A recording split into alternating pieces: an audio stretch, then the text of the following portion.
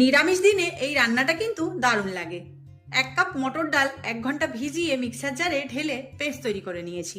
সামান্য নুন, ভাজা জিরে গুঁড়ো দিয়ে মিশিয়ে নিলাম। কড়াইতে তেল গরম করে বড়াগুলো ভেজে তুলে নেব। এখানে বরবটি, কুমড়ো, মিষ্টি আলু, সজনে ডাঁটা, আলু, পটল টুকরো করে কেটে নিয়েছি। সবজিগুলো পরপর ভেজে তুলে নেব। শুকনো লঙ্কা, তেজপাতা, 5 ফোড়ন দিয়ে দিচ্ছি। দিয়ে দিলাম 1 টেবিল চামচ আদা জিরে বাটা। একটু নেড়ে টমেটো কুচি আর চেরা কাঁচা লঙ্কা দিয়ে কিছুক্ষণ নেড়ে নেব। এবার স্বাদ মতো নুন আর হলুদ গুঁড়ো দিয়ে দিচ্ছি। এখন ভেজে রাখা সবজিগুলো দিয়ে ভালো করে মিশিয়ে নেব।